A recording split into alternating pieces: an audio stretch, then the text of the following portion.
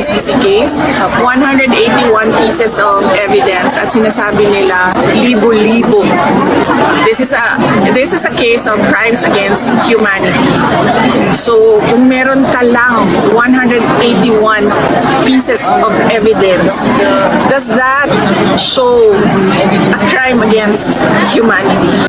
So ito nga mga kabayan, medyo good news ito sa supporters ni President Roa Duterte dahil ayon nga po kay VP Sara Duterte ay hindi sapat ang 181 na ebidensya na inihain ng gobyerno laban kay former President Roa Duterte sa ICC.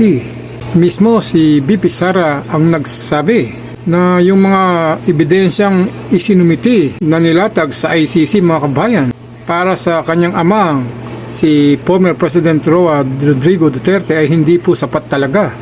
Kulang daw ito para matawag na crimes against humanity para kasuhan ng ganitong kalaking kaso mga kabayan. So panoorin po natin mga kabayan, sinasabi ni VP Sara Duterte sa balitang ito. Samantala, nagkomento naman si VP Sara kaugnay ng pag-turnover ng International Criminal Court o ICC sa mga ebidensya laban kay dating Pangulong Duterte sa defense team nito. Ang set of evidence na tinatawag na Package 001 ay naglalaman ng sinasabing 181 items o pieces of evidence laban sa dating Pangulo. Ayon kay VP Sara, tila hindi papatak sa crimes against humanity kung 181 lamang ang bilang ng ebidensya. Okay lang din naman siguro na mag-comment ako nito dahil hindi naman ako kaparte ng ICC case. 181 pieces of evidence at sinasabi nila libo-libo. This is a case of crimes against humanity. So kung meron ka lang 181 pieces of evidence, does that show a crime against humanity? Kasi sinasabi ko sabi ko, naging kaso ba ito dahil sa atake lang ng media? Sa pahayag ng pangalawang Pangulo, iginiit nito ang malaking papel ng media. Kaya nakadetene ngayon sa ICC si dating Pangulong Duterte kahit hindi naman talaga dapat sa una pa lang. Anya, pinalabas ng media na ang ibang kahulugan na kung tutuusin ay programa o trabaho ng pamahalaan para sugpuin ang iligal na droga sa bansa. Nasaan na ang 30,000 pieces of evidence? This is not a case for the ICC. These were not even cases in the Philippines. Not a single case. So parang ang pakiramdam ko, naging kaso siya dahil sa portrayal ng media sa war on drugs. And that was just the title noong trabaho ng gobyerno na pugsain ang illegal na droga sa loob ng kanyang bayan.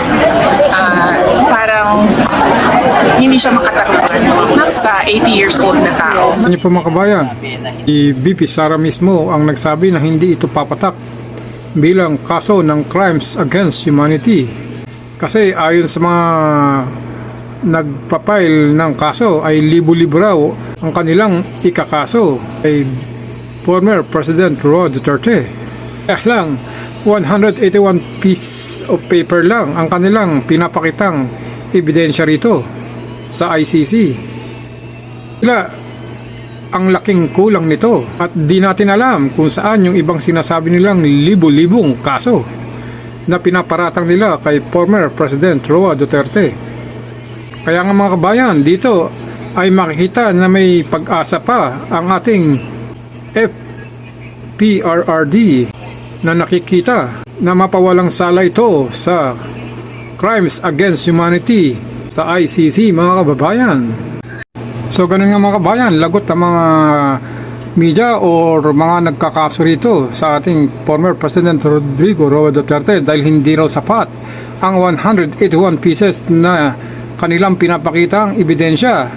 Nasaan daw ang 30,000 evidence pieces na sinasabi nila Kung kukunti lang ang ebidensya ay hindi sapat ito para maging crimes against humanity. Kung maraming ebidensya, maaari pa na ito ay ikaso sa kanya. Pero hindi nga mga bayan. Kaya ngayon nakitaan nga ni VP Sara Duterte ng butas ang kaso na ito. Na yung mga nagpa-file ng kaso at mga binabalita ng media na patungkol nga sa mga oplan tokhang ni former President Roa Duterte nung kanyang pamumuno. So iba-iba raw ang mga lumalabas na mga balita na ito.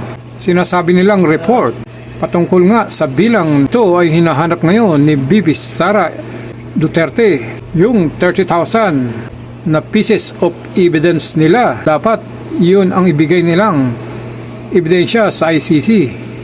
Hindi lang 181 pieces. Kasi nga, kung mataas nga raw ang ebidensya at marami ito at umabot ng 30,000 evidence, dun lang maaaring kasuhan si former President Roa Rodrigo Duterte ng crimes against humanity. Pero kung ganyan lang, kababa ang bilang na 181 pieces lang, ang ebidensyang ipinapakita nila at sinusumiti sa ICC. Kakaunti lang ito at hindi ito maging sapat para kasuhan si former President Roa Rodrigo Duterte ng crimes against humanity. At hindi ito papasok sa kaso na yan. So ano po sa tingin niyo mga kabayan? Comment lang po kayo sa inyong mga reaksyon sa video na ito. Maraming salamat sa inyong panonood.